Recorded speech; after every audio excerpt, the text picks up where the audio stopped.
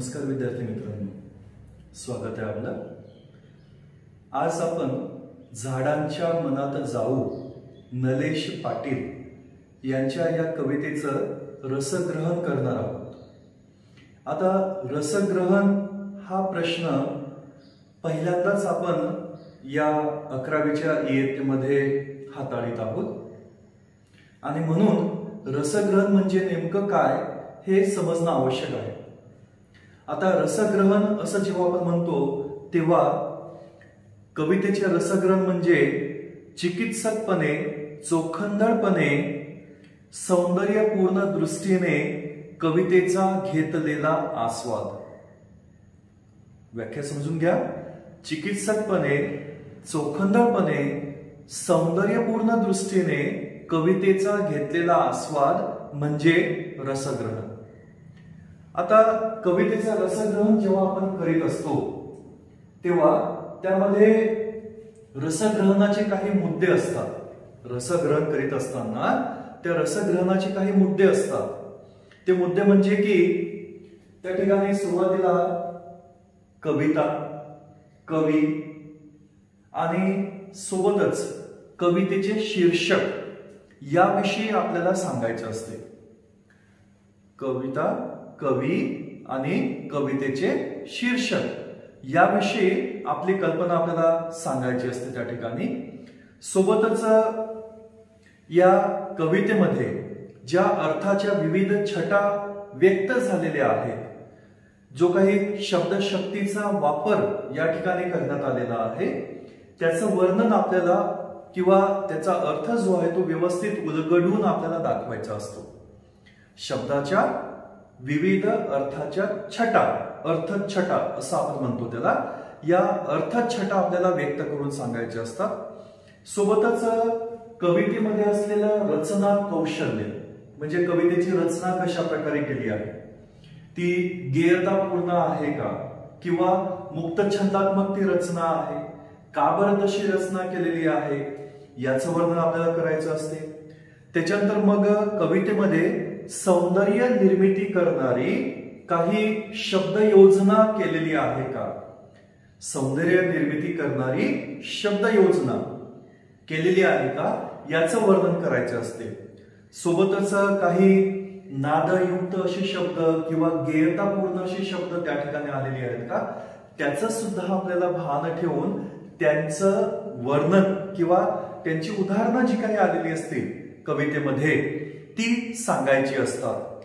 सोबतच त्या ठिकाणी कुठल्या प्रतिमा, प्रतीके यांचा वापर केलेला आहे का, त्यानंतर पुन्हा त्या ठिकाणी काही वृत्त, अलंकार यांचं उपयोजन आहे काय हे सुद्धा आपल्याला सांगायचे असते। काही कवितांतून जो व्यक्त होणारा आशय आहे तो आपण जसं म्हणतो ना, कविता अतिशय आशय घन आहे, म्हणजे आशय व्यक्त करणारी काही शब्द त्या ठिकाणी योजलेले आहेत का, तर अशी अंतःकरणाला भिडणारा तर तो आशय आहे का वगैरे या बाबींच्या कडे सुद्धा आपल्याला लक्ष द्यायचं असतं। आणि या सर्वांच्या मिळून कवितेचं रसग्रहण बनत असते। एकदा या मुद्द्यांना रिव्हिजन करतोय मी। कवितेचं रसग्रहण म्हणजे काय की चिकित्सकपणे, चोखंदळपणे, सौंदर्यपूर्ण दृष्टीने कवितेचा घेतलेला आस्वाद म्हणजे रसग्रहण। रसग्रहण करीत असताना त्या ठिकाणी आस्वाद जेव्हा आपण घेतो कवितेचा, तेव्हा आस्वाद घेत असताना काही बाबींच्याकडे आपल्याला लक्ष द्यायचं असते। ते म्हणजे सुरुवातीला कविता काय आहे, कवितेचं नाव काय, कवी कोण आहे, कवितेचं शीर्षक, त्या शीर्षकाचं आणि कवितेतून व्यक्त झालेला आशय जो आहे याच्या कशा प्रकारचा सहसंबंध आहे तो त्या ठिकाणी स्पष्ट करून सांगायचा असतो। सोबतच अर्थाच्या जे काही विविध छटा असतात, अर्थछटा आपण ज्याला म्हणतो, किंवा शब्दशक्तींचा वापर केलेला आहे का तो वर्णन करायचा। त्यानंतर कवितेचं रचना सौंदर्य सांगायचं। त्यानंतर मग पुन्हा त्या ठिकाणी सौंदर्य निर्मिती किंवा पुन्हा त्या ठिकाणी काही नादयुक्त शब्द, गेयतापूर्ण शब्द अशी आहेत का त्याविषयी सांगायचं। प्रतीके, प्रतिमा यांचं वर्णन करायचं। वृत्त, अलंकार यांच्याविषयी सांगायचं। आणि कवितेच्या सर्वात शेवटी व्यक्त होणारा आशय हा मनाला भिडणारा कशा प्रकारचा आहे, मनाला स्पर्शून जाणारा कशा प्रकारचा आहे याचं वर्णन करायचं. दुसरा मुद्दा येतो विद्यार्थी मित्रांनो त्या ठिकाणी रसग्रहण करताना लक्षात ठेवायच्या बाबी. तर यामध्ये त्या ठिकाणी शीर्षकाच्या अर्थाची उकल आपल्याला करायची असते. मी अगोदर सांगितलेलं आहे. आता ते मुद्दे आपण जसे त्या सर्व बाबींना लक्षात ठेवायचं आहे, परंतु या ठिकाणी रसग्रहण करत असताना नेमकं काय करायचं आपल्याला. सर्वप्रथम म्हणजे कवितेच्या शीर्षकाची आपण उकल करायची. त्या ठिकाणी शीर्षक हा कशा प्रकारे व्यक्त झालेला आहे, त्याचा निघणारा सरळ अर्थ, भावार्थ किंवा पुन्हा त्या ठिकाणी व्यक्त होणारं भाव सौंदर्य यासारख्या बाबींना आपण त्या ठिकाणी वर्णन करायचं. सोबतच कवितेची मध्यवर्ती कल्पना किंवा आशय सौंदर्य काय आहे, कवितेची मध्यवर्ती कल्पना ही खूप महत्वाची असते. कारण की कवितेच्या मध्यवर्ती कल्पनेतून सुद्धा आपल्याला कवितेविषयी थोडीफार त्या ठिकाणी एक माहिती मिळू शकते किंवा त्याचं आकलन आपल्याला होऊ शकतं. आणि म्हणून आवश्यक आहे की कवितेची मध्यवर्ती कल्पना आपल्याला वाचकांना स्पष्ट करून सांगावी लागेल. सोबतच काव्य प्रकार कुठल्या प्रकारातील आहे. आता काव्य प्रकार आपण जेव्हा म्हणतो तेव्हा त्या ठिकाणी विविध प्रकारचे, जसं आपण झाडांच्या मनात जाऊ ही कविता जी आहे ती निसर्ग कविता आहे, बरोबर आहे. तर अशा प्रकारचं काव्य प्रकार कुठला आहे, म्हणजे करुण रसाची निर्मिती झालेली आहे का, किंवा कुठलं आपण ज्याला म्हणूया की एक प्रकारचं विरोधाभास व्यक्त झालेला आहे का, अशा तऱ्हेचं. तर या ठिकाणी विडंबनपर साहित्य आहे का वगैरे असे जे काही काव्य प्रकार आहेत त्यांचं त्या ठिकाणी वर्णन होणं आवश्यक आहे. जशी बालगीत असतात, बडबड गीत असतात, तर तो सुद्धा एक काव्य प्रकार झाला त्या ठिकाणी. आणि म्हणून मग कुठे एखादं शृंगार रसातील एखादी कविता असते तर हे झाले काव्य प्रकार. तर ही प्रस्तुतची कविता ही एक प्रकारे निसर्ग कविता प्रकारामध्ये येते आणि म्हणून तो झाला काव्य प्रकार. तर तो काव्य प्रकार कुठला आहे तो सांगायचा. त्याच्यानंतर मग कवितेमध्ये होणारं व्यक्त होणारं आशय म्हणजे आशयातील सौंदर्य व्यक्त करायचं. आपण आशय सौंदर्य व्यक्त करायचं. आणि काही भाषिक वैशिष्ट्ये असतात, जसे की त्या ठिकाणी काही वृत्त, अलंकार, प्रतीके, प्रतिमा आणि यासारख्या काही बाबी ज्या असतात त्यांच्याकडे आपल्याला लक्ष द्यायचं. तर आपण आता वळूया झाडांच्या मनात जाऊ नलेश पाटील यांच्या या कवितेच्या रसग्रहणाकडे. आता सर्वप्रथम मी सांगू इच्छितो तुम्हाला की झाडांच्या मनात जाऊ ही कविता मुख्यत्वे एक निसर्ग कविता प्रकारामध्ये मोडते. निसर्ग कविता या प्रकारामध्ये मोडते. म्हणजे आपल्याला जे सांगायचं या बाबी आपण बघणार आहोत. काव्य प्रकार काय आहे, मध्यवर्ती कल्पना काय आहे कवितेची, शीर्षकाचा अर्थ काय निघतो आहे, काही भाषिक वैशिष्ट्ये या ठिकाणी वर्णन केलेली आहेत का, किंवा प्रतिमा किंवा प्रतीके काही यांचं उपयोजन या ठिकाणी झालेलं आहे का, ते आपल्याला सांगायचं आहे. आणि म्हणून सर्वप्रथम घेऊया आपण काव्य प्रकार. आता जेव्हा काव्य प्रकार म्हणतो आपण तेव्हा त्या काव्य प्रकारामध्ये आपण असं म्हणू शकतो झाडांच्या मनात जाऊ ही नलेश पाटील यांची कविता निसर्ग कविता या प्रकारामध्ये ती मोडते. आता ही निसर्ग कविता त्यांच्या हिरवं भान या कविता संग्रहातून घेतलेली आहे. आता नलेश पाटील जात्याच म्हणजे स्वतः ती काय आहे की एक चित्रकार आहे आणि एक कवी आहे. आणि त्यांनी काव्य संग्रहामध्ये सुद्धा सहभाग त्यांनी आपला म्हणजे एक काव्य गायनाचा जो कार्यक्रम आहे त्यामध्ये सुद्धा त्यांनी सहभाग नोंदविलेला आहे. आणि शब्दांची एक तरल रचना हे त्यांच्या कविता रचनेचं वैशिष्ट्य आहे. शब्दांचा तरलपणा हे वैशिष्ट्य आहे. आणखी पुन्हा दुसरी जी वैशिष्ट्य आहे ते पुढे मी तुम्हाला सांगणार आहे. भाषिक वैशिष्ट्यामध्ये ती बाब तुम्हाला समजावून सांगणार आहे मी. परंतु सुरुवातीला काव्य प्रकार हे निसर्ग कविता. निसर्ग कविता का बरं? कारण की या ठिकाणी कवी नलेश पाटील यांनी एक प्रकारे निसर्गाशी एकरूप होऊन निसर्गाचा आस्वाद घेण्याची इच्छा इथे व्यक्त केलेली आहे.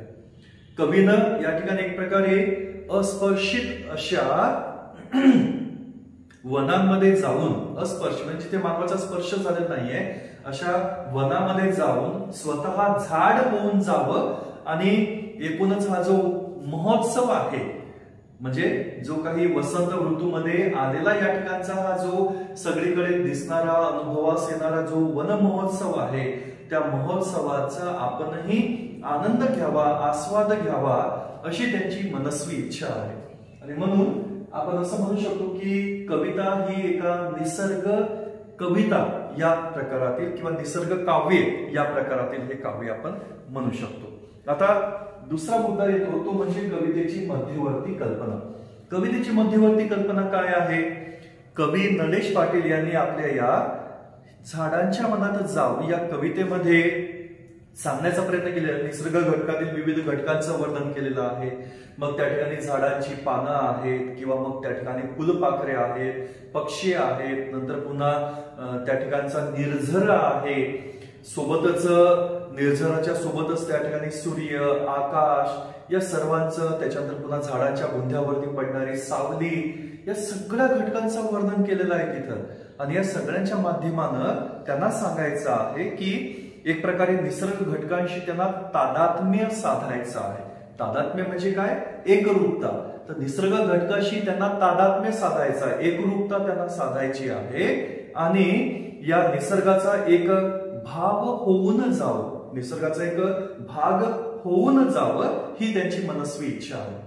आणि हे कवितेचं वैशिष्ट्य आहे की कवीनं या कवितेचं वर्णन करता करता आपल्याला सुद्धा एक प्रकारे कवितेचा भाग करून घेतलेला आहे.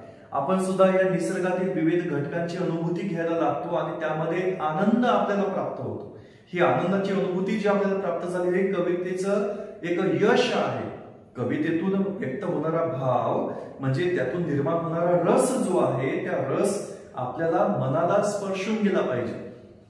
आनंद रस आपण जेव्हा म्हणतो त्या ठिकाणी म्हणजे त्या ठिकाणी करुण रस आहे किंवा पुन्हा जे नवरस आहेत, तर यामध्ये बिभत्स रस आहे, भयानक रस आहे, शांत रस आहे. तर अशी जी रस आहे त्यामध्ये कवितेमध्ये निसर्गातील या ज्या विविध घटकांचं वर्णन आलेलं यामध्ये मध्यवर्ती कल्पनेमध्ये एक प्रकारे आपण निसर्गाशी एकरूप होऊन जावं हा काहीसा भाव इथं कवीनं व्यक्त केलेला आहे. आता शीर्षकाचा अर्थ, कवितेचं शीर्षक काय आहे? झाडांच्या मनात जाऊ. झाडांच्या मनात जाऊ या शीर्षकातून अर्थ अभिप्रेत होतो आहे. आणि कुठला अर्थ अभिप्रेत होतो आहे की माणूस हा निसर्गाचाच एक भाग आहे. माणूस हा वेगळा नाही, तर तो निसर्गाचा एक भाग आहे. आणि कवीचं मन हे जणू अशा निसर्गामध्ये रममान होतं की ज्या ठिकाणी निसर्गाचा उत्सव साजरा होतो आहे. वसंत ऋतूमध्ये सगळीकडे पालवी फुटलेली आहे आणि पुन्हा जी फुलपाखरं आहेत ते फुलपाखरं मध चाकता आहेत. सोबतच कोकिळ पक्षी सुरेल गीत गातो आहे. आणि या सुरेल संगीताच्या पार्श्वभूमीवरती फुलांचा जो गाभारा फुलतो आहे त्यामधनं जो एक अत्तराचा फुवा असल्याप्रमाणे जो मध आहे तो मध सगळीकडे त्याचा सुगंध दरवळतो आहे. त्या कवीला त्या ठिकाणी स्वतःचं भान हरपायला तो जणू बाध्य होतो आहे. कवी स्वतःचं भान हरपून बसतोय त्या ठिकाणी. काही वेळानं त्याच्या डोळ्यातनं अश्रू तरळायला लागतात, अश्रू येतात आणि तो अश्रू आणि त्यामध्ये कवितेमध्ये व्यक्त झालेला जो झरा जो आहे, मग त्या ठिकाणचा जो वाहणारा खडाळा दगडांच्या वरनं खडकांच्या वरनं वाहणारा झरा जो आहे की ज्याचे तुषाराचं रोप तयार झालेलं आहे, त्या तुषार रोपामध्ये जणू त्यांचं सुद्धा अंग न्हावून निघतं आहे. तर ही जी त्यांनी कल्पना व्यक्त केलेली आहे ती खरोखरच अतिशय अवर्णनीय आहे. यामध्ये कवीनं एक प्रकारे निसर्ग घटकांच्या आनंदोत्सवाची सूक्ष्म जाणीव व्यक्त केलेली आहे. अस्पर्शित असलेला असा जो रान आहे किंवा जो भाग आहे, निसर्ग जो आहे त्यामध्ये त्या निसर्गाची कवीला एक ओढ लागलेली आहे. अस्पर्शित असलेला भाग आणि त्या ठिकाणी आपण जाऊन झाड होऊन जावं, निसर्गाशी एक प्रकारे एकरूप व्हावं, हे सुद्धा त्यांच्या मनाचा आसुसलेपणा इथं व्यक्त झालेला आहे. ही कवितेची एक कवितेतील जो शीर्षक आहे त्या शीर्षकाचा इथं अर्थ इथं आपल्याला व्यक्त होतो आहे. म्हणजे निसर्गाशी एकरूप होण्याचा, निसर्ग आणि आपण वेगळं नाही, आणि निसर्ग आणि आपण वेगळं नसल्यामुळे आपण झाड होऊन जावं आणि निसर्ग उत्सवाचा एक भाग बनून जावं, ही काहीशी इथं कल्पना कवीनं व्यक्त केलेली आहे. आता भाषिक वैशिष्ट्ये कवितेमध्ये एक प्रकारे यमकपूर्ण रचना हे तुम्हाला जाणवलं असेलच. सोबतच या कवितेमध्ये एक वृत्त सुद्धा योजलेला आहे. लवंग लतिका हा वृत्त इथं योजलेला आहे. आणि अलंकार सांगायचं झालं तर चेतना गुणोक्ती अलंकार. चेतना गुणोक्ती अलंकार म्हणजे या ठिकाणी एक प्रकारे निसर्गाशी तादात्म्य साधलेला आहे आणि एक प्रकारे आपण स्वतः सुद्धा जणू निसर्गाचा एक भाग झालेला आहे, दोन वेगळे नसून एकच आहेत असं काहीसं वर्णन केलेलं आहे त्या ठिकाणी. आणि निसर्गातील हे जे काही आपण ज्यांना निर्जीव जरी घटक म्हणत असलो तरी पण ते सुद्धा मानवी कृती करताना आपल्याला दिसतात. म्हणून या ठिकाणी चेतना गुणोक्ती अलंकार या ठिकाणी घडून आलेला आहे.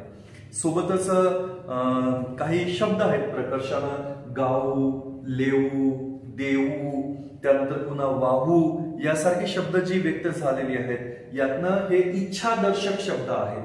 आणि या इच्छादर्शक शब्दांच्या माध्यमानं कवीनं एक प्रकारे भाषेचा जो यमकपूर्ण रचना जो आहे त्याचा गोडवा आणखी वाढवलाच आहे.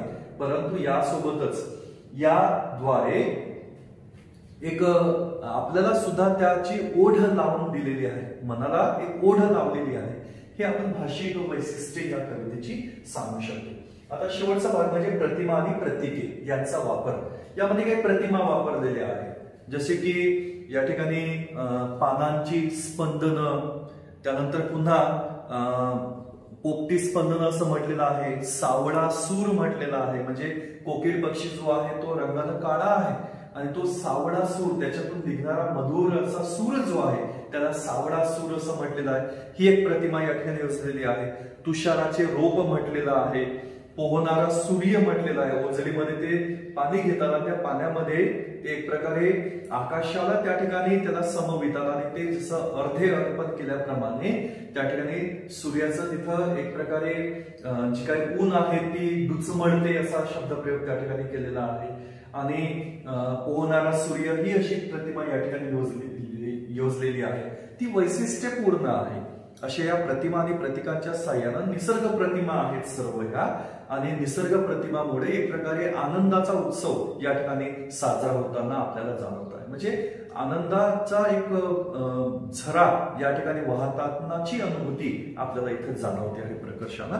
सोबतच या ठिकाणी शब्दांतून जे काही अभिव्यक्त होत आहे त्या व्यक्त होणाऱ्या कल्पना हे सांगण्यासाठी जणू या ठिकाणी चिन्हांचा वापर केलेला आहे. म्हणजे एक वैशिष्ट्य आपण कवी नलेश पाटील यांचं बघितलं होतं की दोन शब्दांच्या मध्ये येणारा जो चिन्ह जे आहे त्या शब्दांच्या मध्ये येणारी जी चिन्ह आहेत त्यांचा योग्य वापर हे कवीचं वैशिष्ट्य आहे. आणि त्यांनी छोटेखानी कविता ती तयार केलेली आहे. छोट्या छोट्या 4-5 ओळींची असे छोटे छोटे असे कडवे बनवलेले आहेत. आणि या 4-4 ओळींच्या कडव्यांच्या सहाय्यानं या ठिकाणी त्यांनी कवितेमध्ये एक प्रकारे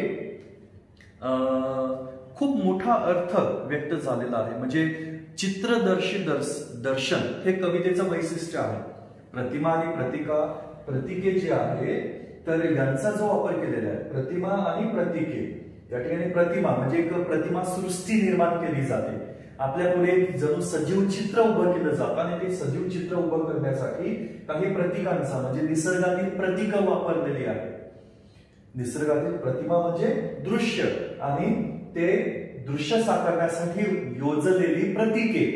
ती प्रतीके कोणती आहेत मी तुम्हाला सांगितलं की तुषाराचा रोप आहे किंवा पुन्हा सूर्य जो आहे तर तो सूर्य